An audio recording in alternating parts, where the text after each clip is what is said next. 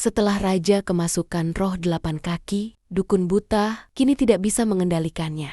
Nah, Kangkul berusaha untuk melawannya. Sementara para pengawal kerajaan menahan Yori. Kini raja menjadi semakin kuat. Hal itu tentu saja membuat Kangkul sangat kewalahan. Tetapi akhirnya, Kangkul harus mengeluarkan kekuatan aslinya sebagai Imogi. Kini roh 8 kaki tidak bisa untuk melawan Kangkul. Kangkul buru-buru untuk menyerangnya. Pada akhirnya, roh 8 kaki akhirnya keluar dari tubuh raja. Melihat hal itu, Yori buru-buru mengambil pisaunya dan juga membacakan mantra kepada roh 8 kaki. Hal itu membuat dukun buta tidak bisa untuk melawannya. Dan roh 8 kaki pun akhirnya diserang oleh Kangkul menggunakan pisau dan juga menghilang. Tiba-tiba hujan pun turun. Kini mereka sedikit bernapas lega karena roh 8 kaki menghilang. Pangeran Yiguang pun terlihat pingsan. Setelah tabib istana memeriksanya, dia pun akhirnya pergi. Sementara raja yang belum pulih sepenuhnya sangat marah dengan apa yang dia alami. Raja sangat kesal dengan Kangkul yang berani menyentuh pangeran. Di sisi lain, Kangkul dan juga Yori sedang dikurung di dalam gudang. Kangkul terlihat kesakitan karena sebuah panah menancap di dadanya. Yori pun akan mengeluarkan panah tersebut, tetapi Kangkul merasa sangat kesakitan. Ternyata Yori masih membawa bubuk bunga lavender yang dulu akan digunakan untuk mengobati kaki Yonggap. Kali ini, dia pun menggunakan bubuk bunga itu untuk mengobati luka dada Kangkul. Kemudian dia mengambil perban yang ada di gudang tersebut. Kangkul mulai merasa ada sesuatu yang berbeda. Dia pun terlihat sangat malu. Nah, saat Yori semakin mendekat, Kangkul tidak bisa menahan perasaannya dan menyingkirkan Yori. Kangkul bertanya, apakah rencana Yori selanjutnya? Yori pun mengungkapkan keinginannya untuk tetap berada di istana dan juga menyelamatkan roh dari Yonggap. Mendengar hal itu, Kangkul sangat kesal karena kali ini target dari roh 8 kaki adalah Yori. Selain itu, Yonggap juga sebenarnya membohongi dan juga hanya memanfaatkan Yori. Tetapi Yori berpendapat lain, karena dulu ketika Yori ditindas oleh penduduk desa, satu-satunya orang yang membelanya adalah Yonggap. Dan satu-satunya orang yang mengatakan bahwa itu bukanlah salah Yori ketika ada bencana. Dia merasa Yonggaplah yang bisa membuatnya bertahan hingga saat ini. Tiba-tiba, raja datang. Raja langsung mengeluarkan pedangnya dan juga mengarahkannya kepada Kangkul. Raja tahu bahwa dia bukanlah Yonggap. Di sisi lain, Pangeran Yiguang akhirnya tersadar dari tidurnya. Pangeran Yiguang mengatakan bahwa dia harus segera menemui raja. Kangkul menjelaskan jati dirinya di mana Yonggap sudah meninggal. Saat itu, Yonggap dibunuh oleh bawahan menteri peperangan, Kuak Sangcung. Raja pun murka dengan pernyataan Kangkul dan meminta dia mengatakannya sebenarnya. Karena Kangkul juga sudah berani menyentuh keturunan kerajaan. Tiba-tiba, Pangeran Yiguang datang dan memohon kepada ayahnya agar tidak menghukum mereka karena mereka sudah membantu mengeluarkan roh jahat dari tubuhnya. Raja pun terharu karena Pangeran Yiguang sudah kembali normal dan terlepas dari roh jahat. Kini Pangeran Yiguang pun bisa tidur dengan tenang. Sementara raja bertanya kepada pengawalnya, bagaimanakah kondisinya saat dirasuki oleh roh jahat? Pengawal menjawab bahwa saat itu raja terlihat sangat kuat, tetapi raja tidak mengingat tentang duel itu. Saat berjalanan pulang, Kangkul terlihat lemas dan juga terjatuh. Dia saat ini hanya membutuhkan air, karena sebenarnya Kangkul adalah seekor ular hitam. Setelah berendam di dalam air, Kangkul merasa lebih baik. Yori melihat ke arahnya dan Kangkul pun merasa malu. Kemudian Yori kembali bertanya,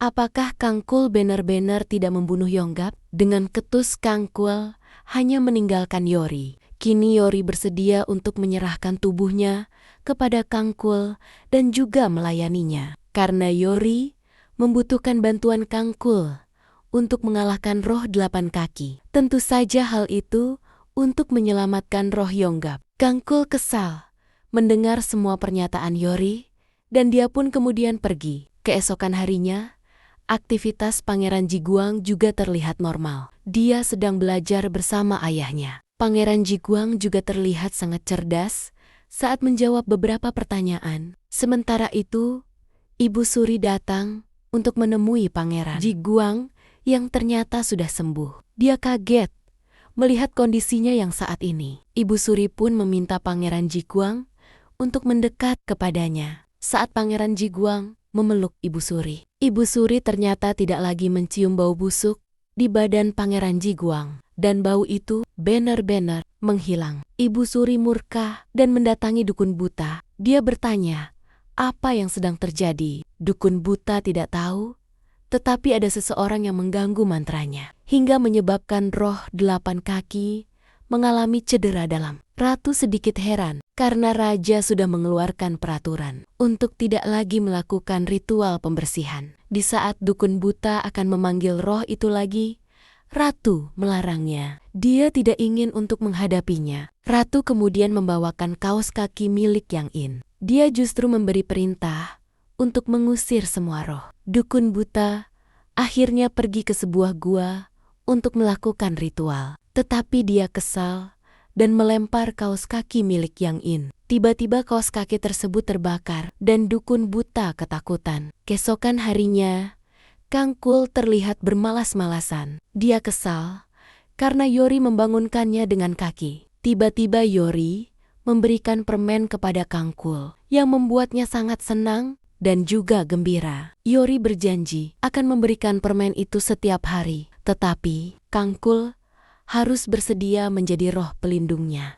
Tetapi Kangkul justru meminta dibuatkan gelang 5 warna. Yori kesal karena gelang itu tidak akan berpengaruh kepadanya, karena Kangcul sudah hidup lama. Namun Kangkul tetap meminta gelang tersebut. Di sisi lain, raja mendapat laporan bahwa ditemukan alat perdukunan di Duku Buta. Tentu saja hal itu membuat raja terkejut, karena dia sudah melarang para dukun melakukan ritual pembersihan. Raja bertanya, apakah alat-alat itu milik Yori yang digunakan hari itu? Sementara itu, Yori masih membuat gelang 5 warna. Tiba-tiba hantu air muncul. Dia memberi saran agar Yori harus segera kabur. Kemudian dia bertanya, apakah Yori tidak takut dengan roh 8 kaki? Yori mengatakan bahwa dia juga sebenarnya sangat takut. Hantu air heran, kenapa Yori rela melakukan hal itu demi menyelamatkan seorang pria. Ibu Yonggap juga terlihat sangat senang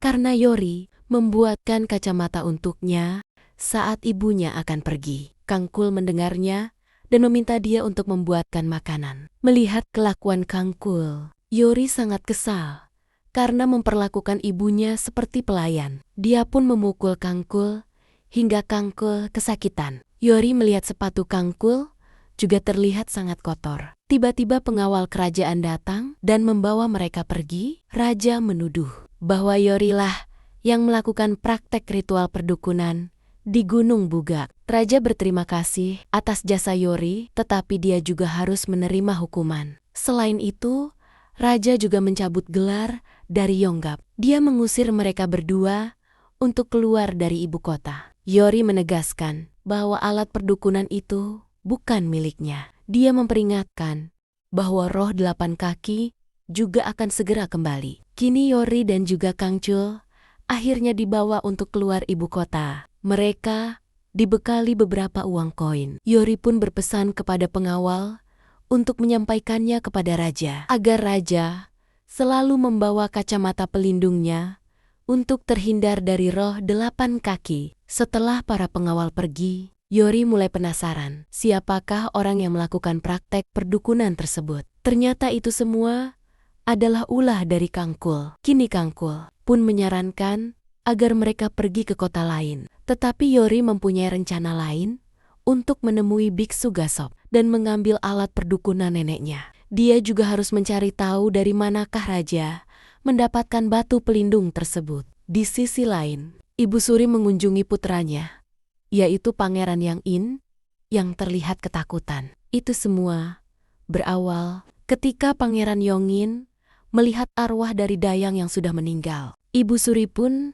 akhirnya mengetahui bahwa Dayang yang meninggal di sumur adalah ulah dari Pangeran Yang In. Ibu Suri marah karena Pangeran Yang In kembali membuat kekacauan, serta mengatakan bahwa dia adalah anak yang tidak berguna. Kemudian Pangeran Yang In menaiki kudanya dan menuju ke suatu tempat. Ternyata dia pergi ke rumah keluarga Dayang yang meninggal tersebut. Ternyata Dayang yang menjadi hantu air itu bernama Okim.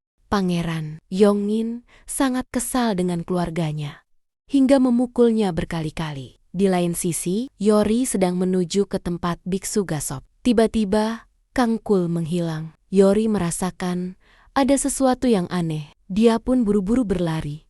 Tetapi ternyata ada seekor harimau yang akan menerkamnya. Yori ketakutan, tetapi tiba-tiba cahaya petir muncul. Dan tak lama, Kangkul datang. Ternyata dialah yang melindungi Yori dari harimau tersebut. Malam hari pun tiba. Kangkul dan juga Yori akhirnya bermalam sejenak. Karena mendengar Kangkul kelaparan, Yori pun mengeluarkan permen yang dia janjikan untuk Kangkul. Tentu saja, Kangkul sangat senang dan juga memakannya. Yori merasa bahwa kejadian harimau tersebut bukanlah hal yang pertama kali. Dia merasa dulu juga ada harimau yang tersambar petir saat dia berada di hutan. Kangcel mengatakan bahwa Yorilah yang memberi harapannya untuk menjadi seekor naga. Itulah kenapa dia melindungi Yori dan melakukan hal tersebut. Tiba-tiba, Kangkul merasa panik karena kehilangan permennya. Dia merasa ada seseorang yang mencuri permen itu. Kangkul buru-buru mengejar orang itu dan juga menghentikannya. Ternyata seorang koki-koki yang mencuri permen. Kangkul dan juga membawanya pergi. Namun, ada orang lain yang juga mengikutinya, dan dia adalah seorang biksu yang memakai tongkat. Dia tahu bahwa Kangcul bukanlah seorang manusia. Di sisi lain, Yori mencari Kangkul dengan mengikuti arah petir. Tiba-tiba, kakek tua memakan permen Kangkul dan membuat Kangkul sangat panik. Hingga akhirnya, dia pun pingsan karena dikalahkan oleh biksu tersebut. Kangkul dibawa ke suatu tempat dan ternyata itu adalah tempat Biksu Gasop. Selain itu, Yori juga memberitahu bahwa Kangkul adalah siluman ular hitam. Nah, saat Yori mencari alat perdukunan milik neneknya, Biksu Gasop mengatakan bahwa dia menguburnya di puncak Gunung Naibul. Dan kakek tua yang memakan permen Kangkul adalah guru dari Biksu Gasop. Sementara itu, Pangeran Nyoing akhirnya kembali ke istana dengan keadaan mabuk. Dia pun menyuruh Kasim untuk segera pergi. Di saat bersamaan, dukun buta juga menjalankan ritualnya. Yang In juga tiba-tiba melihat hantu air yang ada di kolam. Tak lama, cacing hitam bermunculan dan langsung mendekatinya. Itu adalah roh kaki 8 yang kembali muncul dan juga memegang leher Yang In.